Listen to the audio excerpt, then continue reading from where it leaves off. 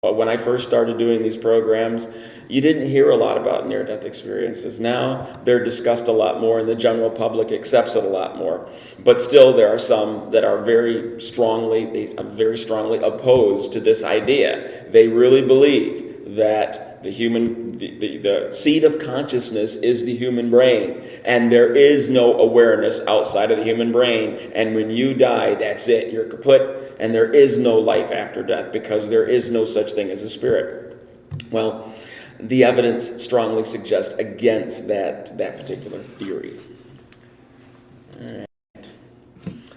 A worldview that excludes the spiritual dimension, for one thing, it's not healthy. Psychologically, it isn't healthy. And I could say that I'm a psychiatrist. I've been in practice for many years now.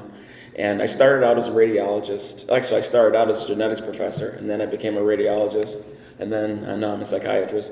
But one thing in my practice that I talk about with patients is what it takes to be psychologically stable, what it takes to experience fulfillment.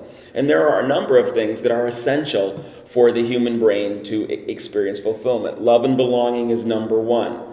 Then we have honor, freedom from excessive manipulation, and sources of positive emotion, joy, contentment, awe, gratitude, excitement. These are things that the human brain needs periodically to keep it from being depressed, to keep it feeling fulfilled. Now, number two is purpose. There are two kinds of purpose. Purpose with a little p and purpose with a big P, I call them. Purpose with a little p is a reason to get out of bed. We need to get a sense that we're using our time to get something better. We're using our time to achieve something of value for ourselves or for the ones we care about. Okay? When you get out of bed, do you have some place to go or something to do? That's important, okay? But there's also purpose with the big P, and that gets more important with age. Purpose with the big P is a reason for being. When we're children, when we're young teenagers, we imagine what our adult life will be like. We imagine the white picket fence experience and everything working out, going to college or whatever, getting a nice job, having a family, just the whole idealized version of ourselves. And we're very hopeful of those things. Then we grow up and reality hits, and nobody gets a white picket fence. If you do get it, you're going to get it with problems, because that's what life is full of. It's full of problems. And as we age, we go through a lot of losses. We lose people. We lose our health. We lose our money.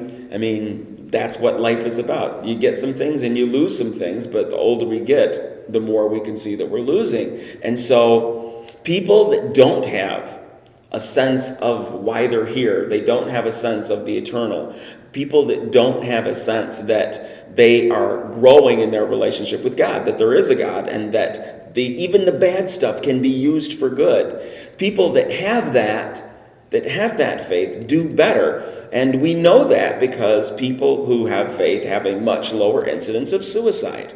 If you take a look at suicide rates, people who have no sense of objective purpose have very high rates of deep depression and suicide. Okay? It's important as we get older to have that. Now, just because we need purpose, we need, psychologically, it's good to have faith and to believe in God, to believe that you have a spirit and that there is eternal life. Just because that might be healthy for us doesn't necessarily mean that the afterlife and God are real.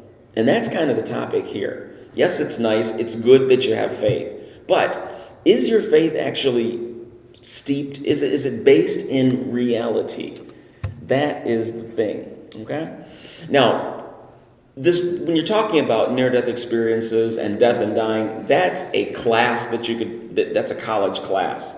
In terms of the amount of information that is available on this whole subject of near-death experiences, there is no way I'm going to give you a comprehensive lecture on what we know, because we know a lot now.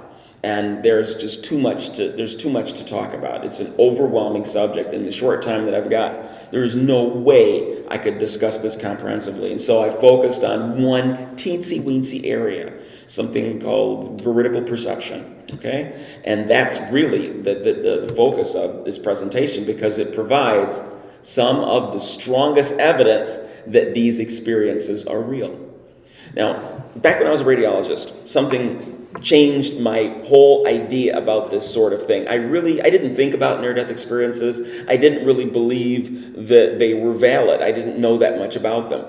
And back in those days, my stepfather was dying. He had started with kidney cancer, with renal cancer. It had spread to his lungs, and it was just disseminated all over the place, and so we knew that it was terminal.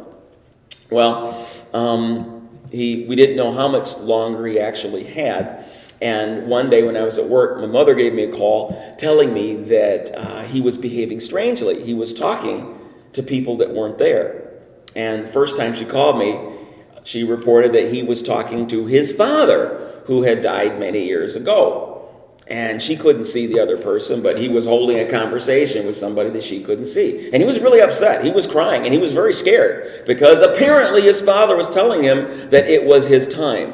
And he was scared, didn't want to go. He wanted to hang on as long as he could.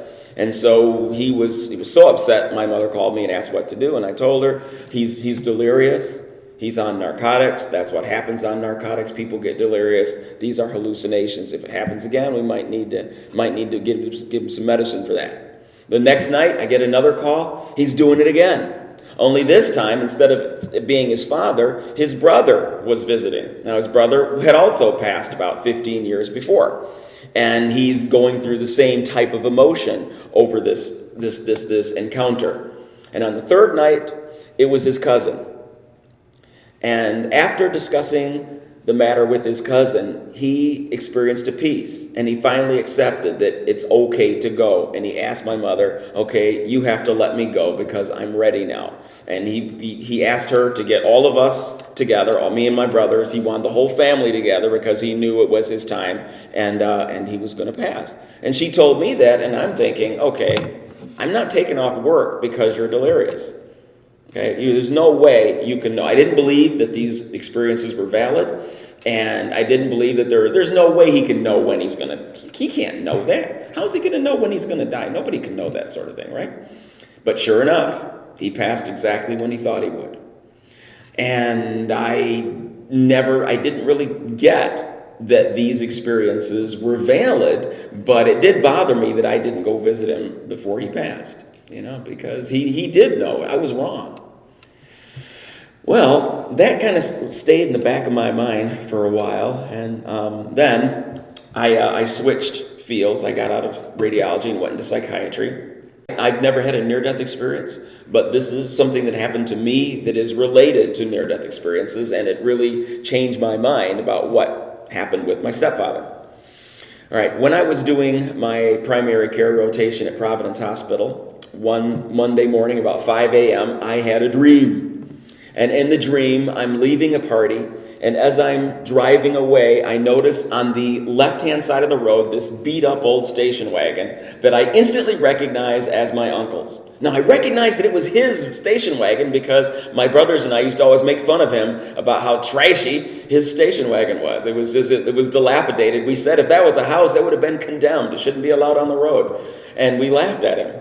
And so I see it on the other side of the road, and so I pull over to see if Uncle Gene's okay, if he needs any help. But he's not there. I'm looking all around. He's not there. I notice on the passenger side, headlight is broken, so I'm thinking maybe he bumped into something, whatever, but he's not around. And as I'm looking for him, I notice on the other side of the car, I see my stepfather.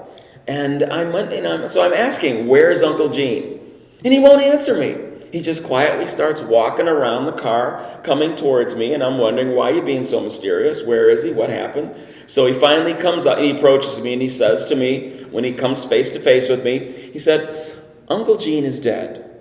And when he said it, I wasn't really that close to him, and so I'm thinking, well, as a physician, that can't be. There's not enough evidence of trauma. There's barely any damage to the car. I don't see that this was an accident, so how can he be dead? And so that's what I'm thinking. I'm shocked that you would tell me something like that because it's just not possible. And then he repeated himself, only this time he said, Uncle Gene has died. And when he said it the second time, I instantly became aware of two things simultaneously. First, I was aware that I was in my bed asleep, and this was a dream. I was aware of it. At the same time, I was aware that this experience is real. I experienced an emotion that I've never experienced in my life before, where I was absolutely convinced that this was real, that I'm talking to a dead person. I knew it was real with a certainty that I've never experienced in a dream or in reality. It was a completely unique experience. And so when that hit me, my first response was excitement, was, wow, what an opportunity. I get to talk to a dead person. I mean, I don't know anybody that's had that opportunity. This is great. And I was so excited. And I'm ready to bombard him with questions. I want to know exactly everything that he experienced. And so before I get to start my interview, in my excitement, I wake up. And my first response was anger. I want to go back there. How do I get back? There's no way to get back. I mean, because when it first happens, I'll just go back to sleep. But then I realized, wait a minute, I can't control this. I can't get back there. And I was upset because there was no way for me to get back. I'd been kicked out and I couldn't get back. And I was mad at myself. Why did I get so excited? Maybe that's what woke me up. If I'd only stayed more calm, it didn't do any good. And so then I got to thinking, wait a minute, okay, that was real. That was weird. Nothing like this has ever happened to me. So I got up and I wrote down everything that happened. And I'm thinking, if that wasn't a significant dream, then there's no such thing as significant dreams. And so I think about it and I'm going, why tell me? Even if it's valid and Uncle Gene is dead, why are you telling me about it? I mean, there are people closer to him than I am. Why am I getting such a message like this? And so I thought about it. I go to work that day thinking about it. I can't get it out of my mind. I get home that night and I said, you know what? I'm going to call my mom, tell her, and let her deal with it because I don't know what's going on here. So I call my mother. I tell her the dream. I ask her, call Uncle Gene, see if he's okay. All right? Now, don't tell him the dream, though, okay? Don't upset him. Nobody wants to hear something like that. Don't tell him the dream. Just see if he's okay. So I'm waiting for her to call me back. I called her at 8. I'm waiting by the phone, 9 o'clock, 10 o'clock, 11 o'clock. She finally calls back at midnight. And she tells me, Uncle Gene is fine. Okay. Oh, well, okay. Wow, good. I'm kind of surprised, but okay, that's good. And then she said, and so is everybody else. It's like, what do you mean, so is everybody else? She says, well, first I called him, see if he was okay. He was fine. He was upset because the storm had broken a window the night before, but other than that, he was okay. So I wished him a happy birthday, blah, blah, blah. And so I got off the phone with him, and then I got to thinking, maybe the dream applies to somebody else. So then she called all my brothers and told them the dream. Then she called her mother, my grandmother, told her, who then called all my aunts and uncles and told them the dream. So the whole family is aware of my dream. And I'm feeling like an idiot. I feel so, here's me, the doctor, and the family who had a dream, and I got everybody all excited for nothing because he was fine. And I felt so stupid. I'm like, my credibility is shot now. Wow, I made a vow. I will never tell anybody my dreams ever again. I'm not a dream person, okay? And I hadn't done it before, and now I did this, and I felt foolish. Next day, about 3 o'clock in the afternoon, I get a call from my brother. Guess what? Uncle Gene died. My first response was, you're mocking me. I mean, I knew it was coming because when my mother told me that everybody knew about it, I knew I was in for some ridicule. So here it was. It showed up. Ha, ha, ha. Everybody got to laugh at my expense, right? Okay, all right. Ha, ha, ha. And then he says, no, seriously, he did die. And I go, no, you're right. And he had to say it about 3 times before it finally sunk in. Really? Yeah, really. Apparently 3 hours after I got off the phone with my mother, he woke up experiencing difficulty breathing. He stumbled downstairs. He was going to call 911, but he looked around his house, saw that it was a mess, was afraid of Adult Protective Services, so he decided not to call 911. Instead, he called his son, who then got in his car and speeded over, got a ticket on the way over because he was going a little bit too fast. So by the time he got there, Uncle Gene came out of the house, he crawled into the car, and on the way to Foot Hospital, he died in the car on the way to the hospital. Okay? Now, what's interesting about this is that this dream where my stepfather came and told me that he was going to die, it preceded the actual event. And not only was I aware of what had happened, everybody in the family was aware of it too. So that was a very strange funeral because everybody in the funeral knew what had happened, that a dream predicting his death had preceded his actual demise. And what that does, what it did for all of us was it was the first time the entire family had witnessed something supernatural in our generation. My grandmother's generation, they had their own things, okay? They had a lot of stories. But that was the first time in our generation where something supernatural occurred of this level. Now, I go into practice, and this is the story I started in my training, my fourth year in my psychiatry training. I was assigned a patient to do psychotherapy with, and so I saw her several times a week. Her name was Millie, and she had panic disorder. Millie came from a very dysfunctional family. Her mother was a nurse, but her mom never really grew up. She liked running around with lots of guys and partied all the time, and basically left her kids to raise themselves. So Millie got into a lot of trouble as a young girl. And as a result of getting in trouble and experiencing the consequences of an unsupervised life, she ended up with panic disorder. She had panic attacks a lot. Well, she still, she stayed in her house a lot, but she did like to date. But when she went out on dates, if she was out for any length of time, her panic attacks would come over her. And she was very ashamed of having a psychiatric problem. She was very ashamed of her panic attacks.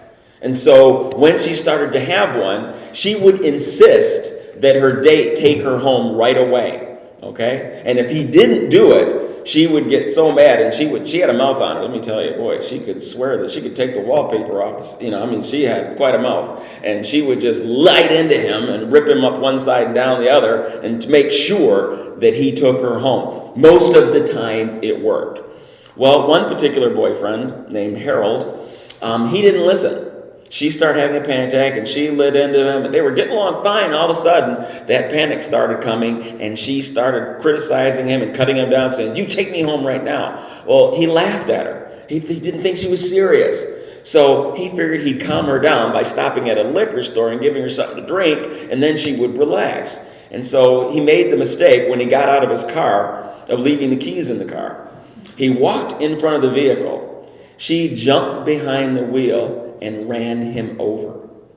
She didn't just hit him, she ran over him because she was having a panic attack and she was going to get away, and he was in her way. And so she ran him over and kept going. She got about 2 miles away before her panic symptoms started to abate, and then she realized the gravity of what she had just done.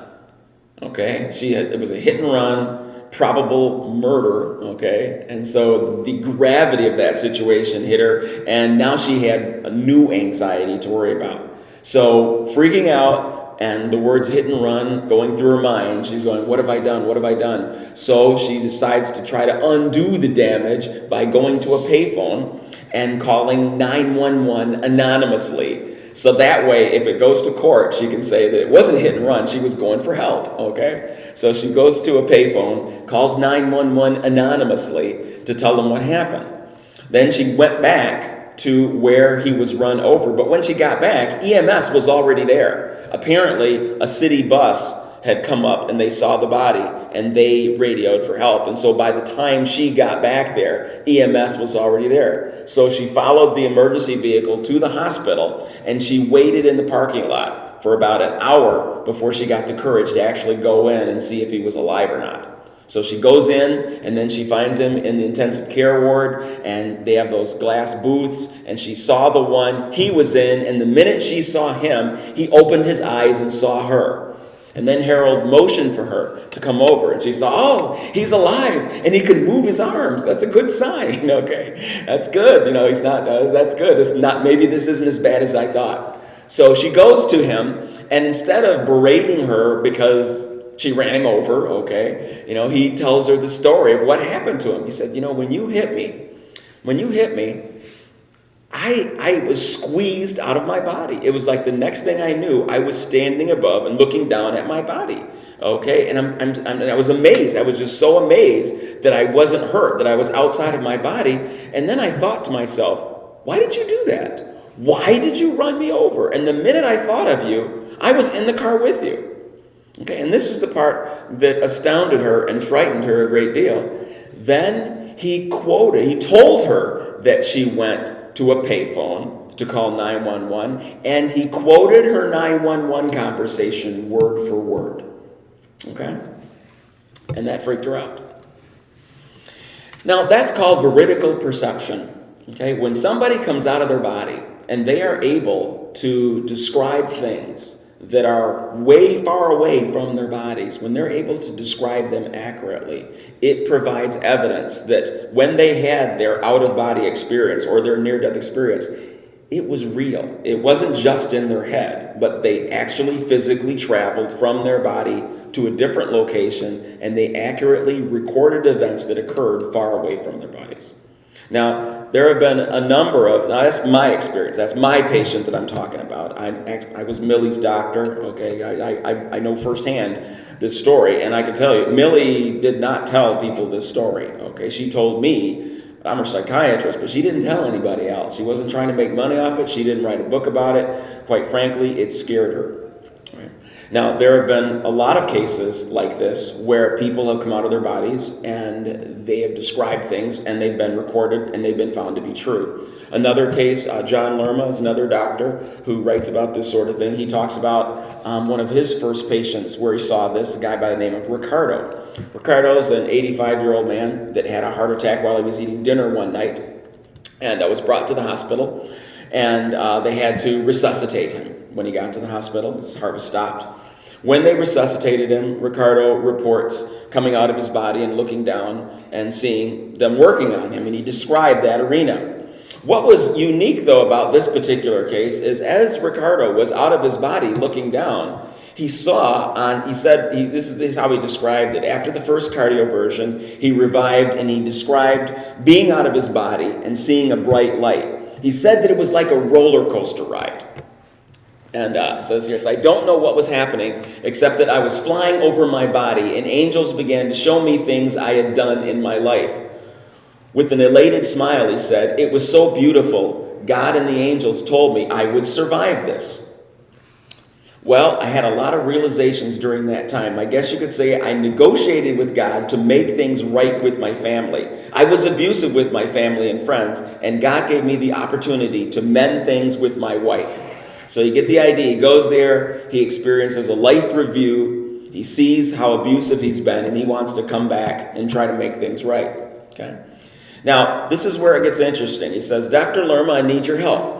I know you doubt my story, and in a way, so do I. That's why I need confirmation on whether this spiritual occurrence was real. When I was out of my body and floating up above the trauma room, I spotted a 1985 quarter laying on the right-hand corner of the cardiac monitor. Could you please check it for me? It would mean so much.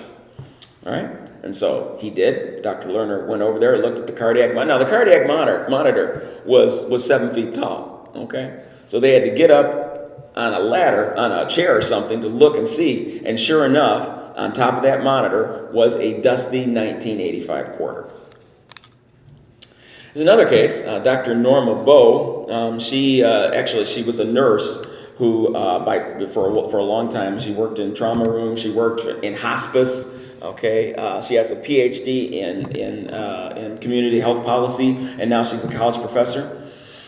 She reported a very interesting case about a woman who was in a coma, and before she came out of her coma, she had required resuscitation a number of times.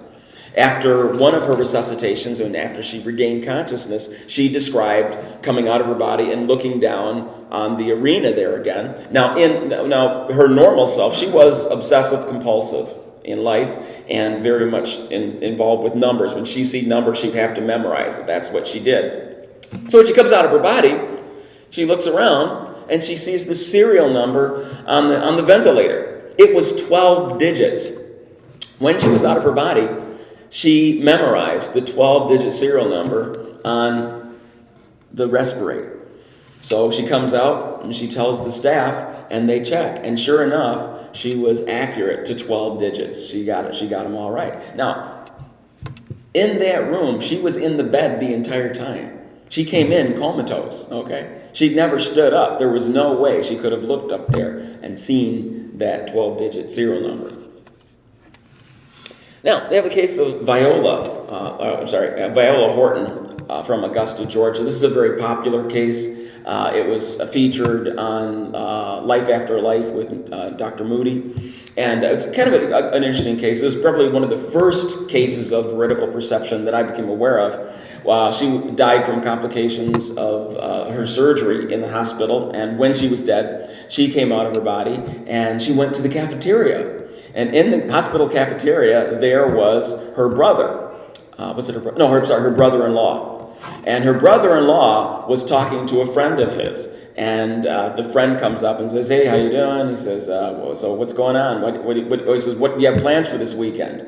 And the brother-in-law says, "Well, we were going to go to Athens this weekend, but it looks like my sister-in-law is going to kick the bucket, so I have to stay around and be a pallbearer." Okay? Now, when she goes back into her body, she comes out of it, and she brought that up. When she saw her brother-in-law, she brought it up that she saw him and asked him, "Did that really happen?" And he was embarrassed about it, but he confessed that's exactly what had happened. Now, these are not, I want to say that I don't want to call these typical experiences, because most people with near-death experiences don't have necessarily this kind of look around and see things and remember them and bring them back. A lot of people have near-death experiences, but these cases are more rare. But because the population is very large, we still see a lot of them. Now, what each of them does is provide, the evidence that it provides that these people experienced a real phenomenon is very difficult to debate. It's extremely difficult to debate this. Here's another case, and this one, if you followed near-death studies at all, I'm sure you've heard of this one. This is one of the first big cases. I think this particular case is what started the whole near-death studies. Okay, the whole field, because it really raised a lot of dust. I think this is the first one that really got Dr. Moody involved. He was one of the founders of near-death studies, actually. Occurred in Harborview Medical Center in Seattle, Washington. I was not brought up to believe something like this. This wasn't, the closest I got to anything like this was maybe as a child hearing fairy tales. In fact, my parents to this day think that I'm committing career suicide to even be in this, except that my career has flourished. So. On the other hand, there are those in medical circles who regard Kim Sharp as one of the world's most astute authorities on near-death experiences. Aside from her traditional medical career, she's head of the Northwest chapter of the International Association of Near-Death Studies. Since the day she first saw the worn tennis shoe, she has recounted and recorded the near-death experiences of hundreds of patients who have gone beyond the brink of life and returned to tell incredible stories. But to this day, she remains most deeply affected by the story of a woman who had double cardiac arrest and returned to life in the intensive care ward of Harborview Hospital. The woman was a migrant worker named Maria. It was April 1976. She had come to the big city for the first time, to the city of Seattle, had a massive heart attack. As doctors fought to save Maria, her heart stopped for several minutes. It was a near miracle in itself that the doctors brought her back. What she told me was that when she calmed down, was that during her resuscitation, she had found herself at the ceiling level, and she pointed to the corner of the ceiling, where she could look down and observe her own resuscitation. And then she told Kim Sharp the story of the old shoe. She felt like she was about 3 stories above the ground, and she is looking at a tennis shoe that's sitting on a ledge. She said the tennis shoe was dark blue, very worn, that there was a scruff placed by the little toe, and that she saw the lace going under the heel. And the reason she was agitated, the reason that she wanted to see somebody, is because she wanted someone to get the shoe. There was no shoe on the ledge outside of Maria's window, but Kim Sharp was curious enough to look further.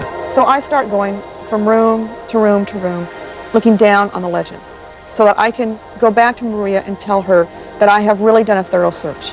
But on the opposite side of the hospital, on a different floor altogether, Kim Sharp saw something. I walked into one room, and this is such a vivid memory for me, because I remember the window. I remember walking to the window getting closer to me.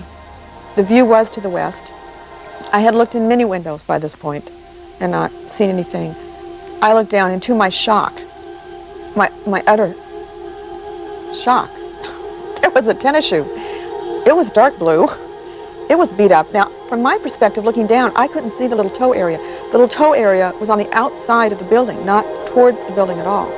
I could see the tip of the lace coming out from under the heel, I had to presume that someplace on the outside of the shoe there was a continuum. That there was a lace that indeed went under the shoe in order for me to see what was coming out.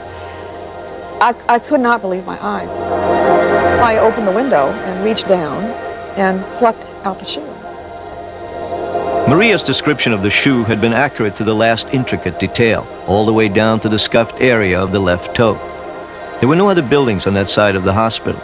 Such details on the outer rim of the shoe could not be seen from anywhere on the ground or from anywhere inside the hospital. I took the shoe.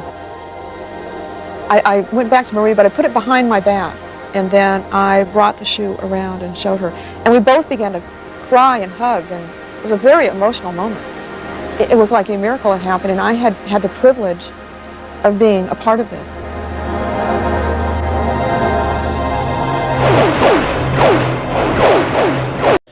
I mentioned this was an early case. This was one of the first well-publicized cases where somebody came out of their body and described something. And the atheist community got a hold of this as well, and they're like, oh, because it supports the evidence of a spirit, and suggests there's a God and all that business. And so, as you might have mentioned, somebody with a strong atheist perspective might not like this sort of thing.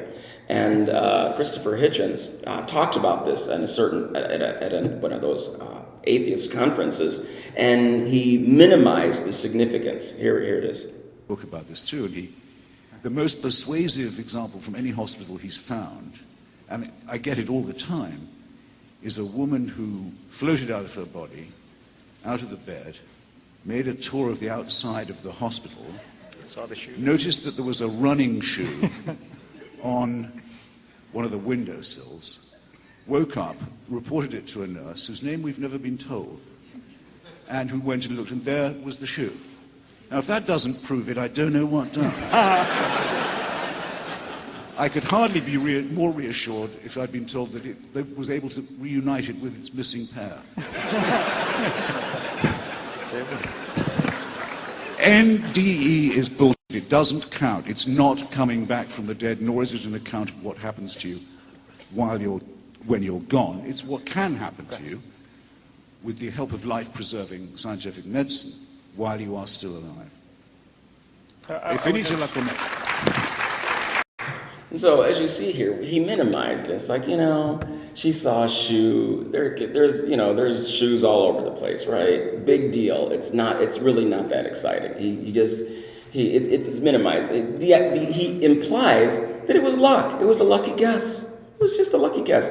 Now, he was wrong about a few things. For one thing, he said, it was some nurse that reported it, and we don't know her name. This is an extremely well-documented case. We know who it was. It wasn't a nurse. It was a social worker. Her name was Kimberly Clark Sharp. All right. She publicized the case. This was, this is not hearsay or legend.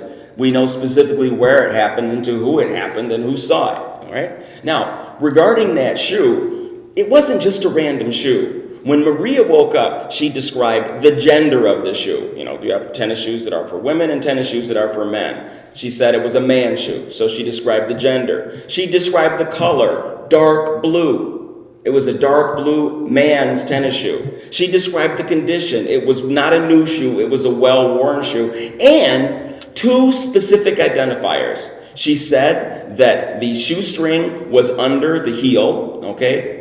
And she said there was a scuff mark on the little toe side of the front of the shoe as well. Okay? And it met all those criteria. So this was not just some random shoe. It was a very specific shoe. And when she was floating out of her body, she gave a very accurate depiction of that. So that's why this particular case is not something that you can just blow off and say, well, she guessed there was a shoe on a windowsill and she got it right. Therefore, that proves near-death experiences. This is way deeper than that. According to a Gallup poll, about 12 million Americans have experienced some type of near-death experience.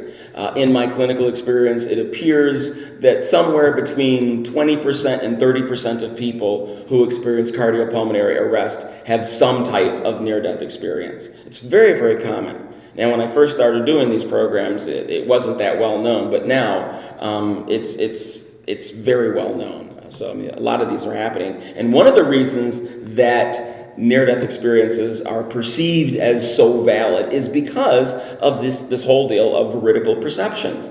When the experiencer comes out of their body and identifies specific things, people, and circumstances that are a long way from where their body is laying, what else can you conclude? What else can you conclude if they're able to accurately describe this stuff? Okay? Now, what are the components of the classic near-death experience? I'm going to go over those real quick. One, of course, is the person, their heart stops. And when your heart stops, how long before your brain stops? Anybody know? Once your heart stops pumping blood, how long before your brain quits working? It's about 10, at the most 20 seconds. The brain is only 2% of your body weight. Do you know how much energy it takes to get that thing working? How much energy your brain burns just sitting around doing nothing, just existing, just being alive? Your brain burns 20% of your calories, even though it's only 2% of your body weight. It's very electrically active. It's very metabolically active. It needs fuel. It needs fuel. It runs on sugar, and it needs fuel. Where does it get the oxygen? Where does it get the sugar? From the blood. When the blood stops, the electricity in the brain goes to zero within 10 to 20 seconds. So for somebody to have a heart that's been stopped for minutes, to have any perceptions at all, that's not coming from the brain. It can't be. If there is no heartbeat, the brain is electrically flat. So there should be no perception, zero perception. So the brain shuts down, the heart stops, and then the people describe popping out of their body, so they're able to they're able to actually look down on what's going on.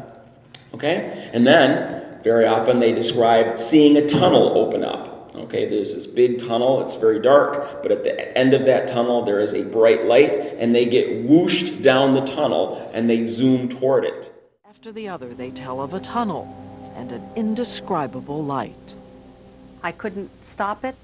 I didn't know why I was moving. I was just pulled right through this enormous, infinite tunnel. As I see the tunnel, I'm down it. It happened so fast that I don't recall even a feeling about it other than just going extraordinarily rapidly down this tunnel. I went through darkness that was just so quick that there was nothing frightening about it. There was nothing scary about it. I couldn't even think about it because all of a sudden there was this light. I come into this place of brilliant, beautiful light.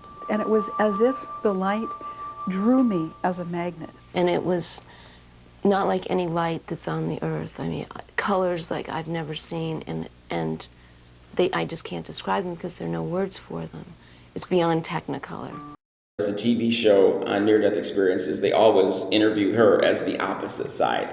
And her explanation is, as the brain dies, there are more receptors in the center in the occipital lobe than at the periphery, and so the perception is, as your brain is shutting down, you get closer and closer to that bright light as evidence of the dying brain. All right. But it's not just a bright light, you see. People don't describe it as just brightness. As they get closer to it, it doesn't end there. It doesn't end with the bright light. Is when they get to the end, a being comes out of that light, a person. And very often, sometimes before they get to that person, they come to this place where there is vivid greenery, there are woods, there are fields. The flowers are singing, for crying out loud. They get these other experiences.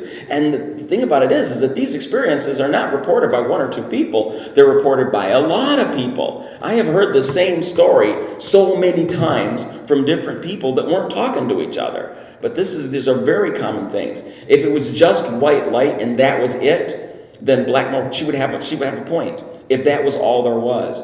But the experiences go on from there. It's not just a tunnel and a light. There is more to it. This being of light that people meet. Now, sometimes they describe it as an angel. Okay. Sometimes as a person that their face is so bright they can't see it, but they feel this love coming out of them. And they feel that this is an authority. They know this person is definitely authority. Very often the person is called God, is called Jesus. I mean, people recognize this person as an authority. And the descriptors that come out of this person, this is somebody that they never want to leave. They describe him as light, compassionate, empathic, forgiving, kind, understanding, attending, correcting, warm, loving, family, desiring repentance. I mean, this is people say, this is where we came from. This is somebody that you feel that you've known all your life, someone that knows you completely, everything you've done, and yet still loves you. You know, this is something, there's a warmth and an acceptance and a family bond that you never want to leave. I had one patient many years ago at Perspectives of Troy who came in just because he had one of these experiences. He had a near-death experience, and he met God like this, okay? And he got sent back against his will, like many people do, okay? And he did not want to be here, because of the feeling that he had when he was there in that light with that being. The feeling was so much better than anything he could ever have on earth, and he knew that it was unattainable on earth. He did not want to be here. And so it was a very easy case. I mean, I fixed him really quick. I just reminded him, okay, what did he tell you? What did he tell you when you're there? Because I knew the answer. I've talked to so many people. I could literally talk for hours describing patients of mine who described this meeting. When they are with him, there's a euphoria that is unparalleled. There is no correlation. There is no drug on earth, no experience on earth that comes close to the euphoria and the completeness of being there with him. There is nothing like that. And he wanted to be back there. But you know, when he sends people back, the most common statement that God tells people before he sends them back, and that's amazing because I hear this all the time, and it's like the number one statement God says is, "You have work to do for me." You know? I mean, I have heard this. I literally can't count how many people have been told that. You're not done. You've got work to do for me. And for the life of me, I can't figure out what they're supposed to be doing. You know, but he tells them, you have work to do for me. And that's between them and God. And part of that work, I believe, is working on their relationship with God and their love relationship with people. I think that is definitely implied. That's the message people get when they go through that life review. One of the things they see in that life review is, I need to fix some things. I need to do better. I need to demonstrate love better than I have. Okay? But this is not something that a dying brain produces. Okay, this is not some simple light. This is a complex entity, and the flooding of endorphins in the brain doesn't produce anything like this. Now the life review, and the woman mentioned it briefly there. The life review is standing there in that place and seeing your life from the very beginning all the way up until you crossed over. Everything in 3D. You watch it as a third person. But as you watch that panoramic movie of your life, you get to experience how you made other people feel. It's part of it's smell-o-vision. You get to really get in that movie, and you get to see what it was like to be associated with you. And so God does that, I believe, to give you an idea as to what this is. You want to know what your impact on earth was? This is what you did on earth. This is how you affected people. This is for your education. The third night I got very ill. And I remember they were all of a sudden rushing around me and inserting things into me and monitors. And they called my husband, and he was there, and I looked up and I saw this light. It wasn't a normal light, it was different, it was a luminescent, and it grew. I kept looking at it like, what is that? And then it grew large, and I went into it. And I went through this tunnel, and I came into this room that was just beautiful. And God held me. He called me by name, and he told me, he said, Mary Jo, you can't stay. And I understand you wanted to stay. I wanted to stay. I protested. I said, I can't stay. Why not? And I started talking about all the reasons. I was a good wife. I was a good mother. I did 24-hour care with cancer patients. And he said, let me ask you one thing. Have you ever loved another the way you've been loved here? And I said, no, it's impossible. I'm a human. And then it just held me, and it said, you can do better. Were you a skeptic before this about Yes. this? You were? Yes, I was working with cancer patients prior to this happening. I was getting ready to move to Houston. I was probably at the lowest point in any faith. I had seen terrible things in that cancer center, people dying, and when I would go in and they would tell me they saw things, I would respond. I would just sit there, and they would say, can you see them? And I'd say, no, I can't see them. Then I would leave the room and tell the resident, you better check their morphine level. And we do an EEG, electroencephalogram. That's not standard of care. Okay, you don't usually have electrodes on their brain while they're having a heart attack, because you're not monitoring their brain, you're monitoring their heart. Okay. There are occasional cases, though, where people's hearts stop and their brain waves are monitored. In the case of Pam Reynolds here, she had an aneurysm in her brain. And in order to fix the aneurysm, they stopped her heart. They cooled her temperature down, because you don't. If the brain is too hot and you don't have any blood, then it's going to deteriorate very rapidly. You're going to do glycolysis, and you're going to actually lose neurons that way. And so you have to cool the brain down. So they cooled her down, they stopped her heart, and then they went in to fix her aneurysm. Well, while she was dead, because you're dead during that, I mean, the heart's not moving, she's frozen, and they have EEG, they're making sure, because they want to make sure she doesn't seize or anything, and so they're making sure there's no electricity and she's hooked up to the monitors. And while she was in that condition, where her eyes are taped shut, her ears are plugged up with wax, okay? She has no electricity on her brain. While that was being recorded, she still had a vivid near-death experience and was able to describe what was going on when they were working on her. She was able to describe the utensils that the doctors used. The bone saw, for example, she described it like an electric toothbrush, and that's exactly what it looked like. Okay, even the doctor didn't know that the new bone saw looked like an electric toothbrush before. One of the most compelling examples of an out-of-body near-death experience is the case of Pam Reynolds. At age 35, Reynolds was diagnosed with a life-threatening brain aneurysm. Her only hope was to have a very unusual operation. In order to save her life, doctors would have to drain the blood out of Pam Reynolds' head. What's more, her body temperature would be lowered to 60 degrees, her heartbeat and breathing would stop completely, and her brain waves would be flattened.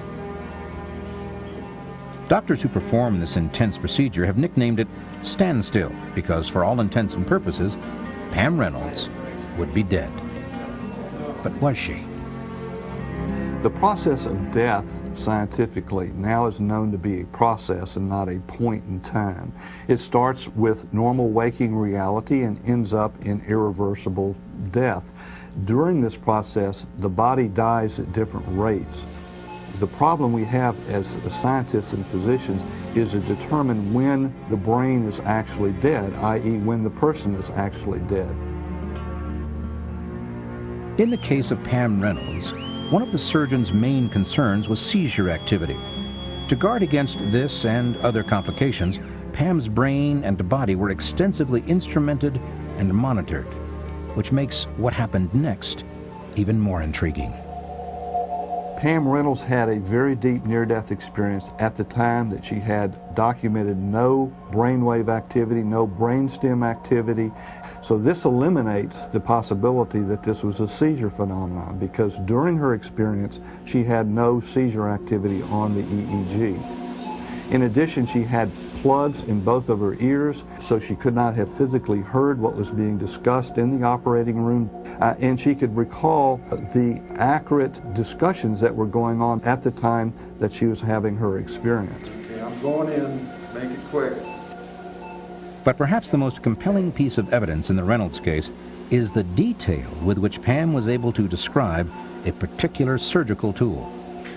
During her out-of-body experience, Pam saw a tool which she would later say looked like an electric toothbrush with a dent in it. She also noticed that the tool had interchangeable blades. These were kept in something that looked like a socket wrench case. How could Pam Reynolds have described with such amazing accuracy the details of what took place in the operating room when she was supposedly dead? I remember the afterlife to be a fairy story for people that are afraid of the dark.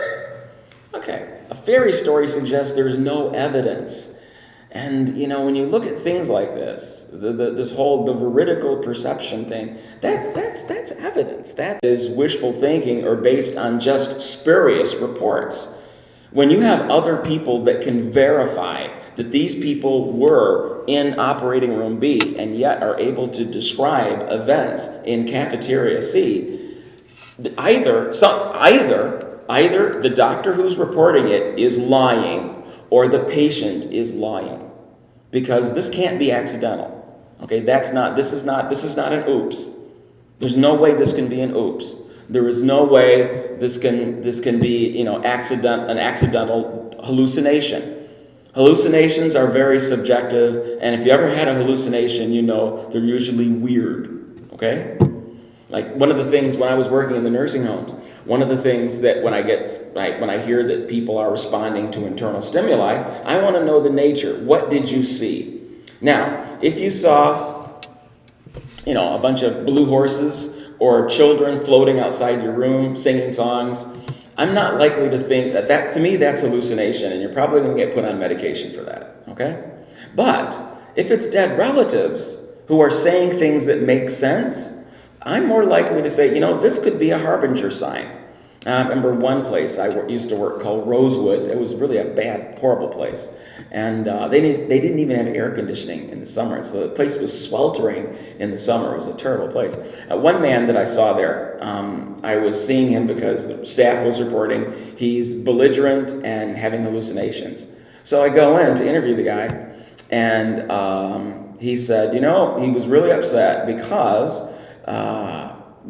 he got a visitor the day before, and the visitor was a friend of his named Willie. And he says, you know, I can't believe Willie showed up here. I says, how dare you come here and make me think, you know, you put me through? And he was angry with Willie because he had put cement shoes on Willie and put him in the Detroit River. And Willie was there visiting him, okay? Now, Willie was not somebody he killed. Willie was a friend of his that didn't have any money, and they didn't have money to bury him. And so he buried him in the Detroit River, okay? And so when he showed up, he was like, okay, I thought you were dead. And so he was upset because he's getting visited from his dead friends. Well, I got another call on him later because his wife showed up, and he was angry with her because he thought she was dead too. And here she came having a discussion with him, and he was upset. Well, that man was dead within about 3 weeks. Now, that's an example of the harbinger sign. And in the old medical textbooks, they talked about this often. A lot of times before your time is up, God allows dead relatives to sometimes come back and get you ready. It doesn't happen with everybody, but it happens frequently enough that in the old textbooks it was actually described, and we were told as psychiatrists, don't call it hallucination, because a lot of times that's what it means. Now later on, you know, by the 1920s that was taken out, but before that time that was considered a normal event. Before the days when people died in hospitals, we saw a lot more of this sort of thing. People weren't out of their heads on narcotics, and so they were able to accurately describe these things. All right, so yeah, we do need purpose, but it's not just a subjective need that we have. The thing that we need appears to be real. And the cases that I've discussed with you were the veridical perception, where people have these experiences and they're able to be validated, you know, suggest that they're real. Now, the thing is it important if they're real or not? You know, I mean, is it really important? And is it something, since we have so many of these veridical perceptions, is it possible that we can scientifically prove it? I mean, how far away are we from scientifically proving it? Now, certainly, this thing we call the soul is not based on normal electromagnetic radiation or mass, the way that we normally interact with. It's based on something else. The physics is a little bit higher than what we normally deal with, obviously. Now, we've got all these papers on near-death studies now. We have these veridical perception things. There is so much work that's been done. Again, we don't have enough time to talk. I just picked out some that I think are really interesting. There are many, many more that I didn't talk about. Now, this Sam Parnia is an investigator. He's an anesthesiologist by trade. He took an interest in this. Given what's going on in the scientific community and given the number of these cases, he asked the valid question, is it possible that when people are being resuscitated and their hearts are stopped, is it really possible that humans can perceive things? Is it possible that they could have some kind of consciousness? And so he designed a study to see if that was possible. It was called the AWARE study, because he was aware, look, as far as we know in contemporary medicine, when the heart stops, the brain ceases there's no electrochemistry in the brain within 10 to 20 seconds. It's gone. So there should be no perception. And so he designed a study to see, is there perception? Do people come out of their bodies? And when they report seeing things, is it possible that the things they see are really are real? Now, up to this point, all of the studies looking at near-death experiences were retrospective. In other words, a person out of a city of 4 or 5 hospitals, in one hospital, one person came out of their body and described the serial number on top of the respirator, okay? That's a big deal. Okay, so these are all retrospective, where you go back and you look at the literature and you listen for the reports as they come in, okay? He said, let's have a prospective study. Before people die, let's study people who have heart attacks, people whose heart stops and we have to resuscitate them. So let's look at only people who get resuscitated, and let's see prospectively how many of these people have these cases where there is some type of veridical perception. And it was a very good study. I mean, but it's just, we learned a lot from the study. It was just published in the December issue of Resuscitation, the journal Resuscitation, December 2014, it was published. And they looked at 2,060 people who had cardiac arrest and died and needed to be resuscitated.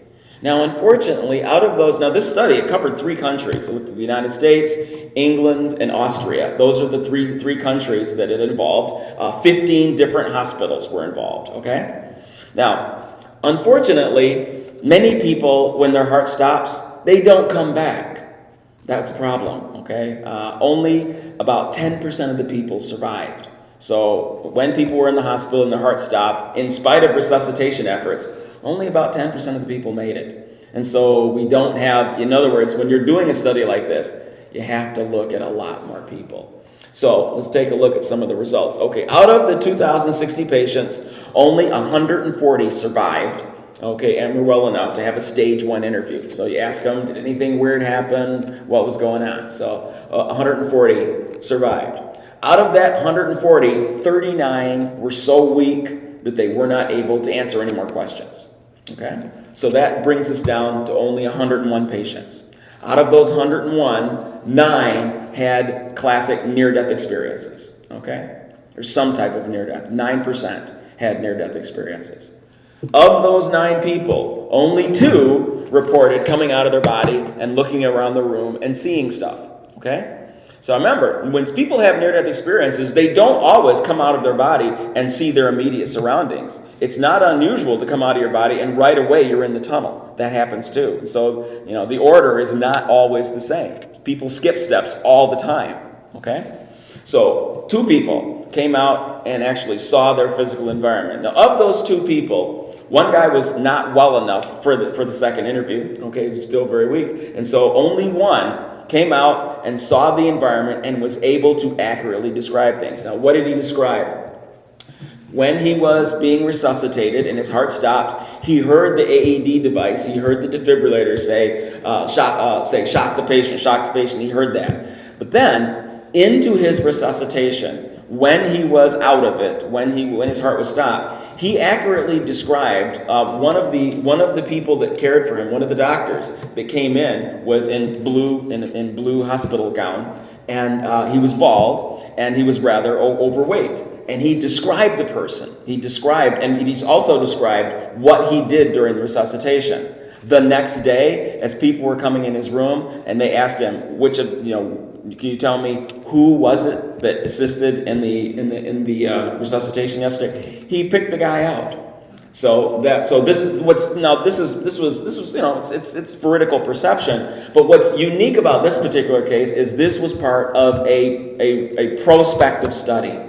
Okay, and so now we not only have retrospective cases, now we have a valid. I mean, this was a valid a prospective study, which has seen the same thing. Okay?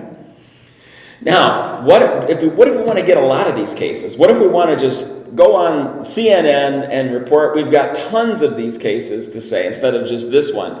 Well, what we learned from the AWARE study is that if we're serious about getting scientific evidence, we would have to study not several thousand people, but tens of thousands of people. Or if you were only studying several thousand people, then instead of following for only 4 years, because this was a 4-year study, we would have to follow them for decades, and then we would have enough cases to go more public, obviously. I regard the afterlife to be a fairy story for people that are afraid of the dark. Okay. All right. Fairy story. Well, today I've given you a few examples, some of them mine, many of them other people's. I talked about, my stepfather appearing and describing when my uncle was going to die, or within 24 hours, really. Okay. Millie, who killed her boyfriend, and her boyfriend, when he was dead, his body 2 miles away, was able to describe that she went to a telephone booth and he quoted her 911 conversation. Talked about Ricardo, who came out of his body, saw the quarter on top of the cardiac monitor. The other patient who was in the coma, who quoted the 12-digit serial number on her respirator. Viola Horton, who heard her brother-in-law in the cafeteria saying that she was going to kick the bucket. And then you have the other cases, the Maria, who saw the shoe, and then Pam, who came out and described the bone saw that was used when her brain was electrically dead. These cases of veridical perception, I think, are the strongest evidence because it's objective. Okay, it's verified by third parties. And again, the whole topic of near-death experiences is very broad, very deep. It can be a college class. But this, I think, would be my introductory lecture because it opens the mind to the listener that this is real. I mean, something is going on, something that does not appear to be a deception and does not appear to be a hallucination, something rooted in reality. Now, does it prove that everybody has a spirit? There's no way you can do that. But I think that if people in general seem to have that, there's enough people, I'm thinking, why not? It seems very logical. Again, these are experiences that have been going on for thousands of years. It's mentioned in literature, and again, if we had a class on the subject, we could go into that. But today I just wanted to whet your appetite and show you the strength of the evidence, some of the strength of the evidence that we have today. Okay? Any questions?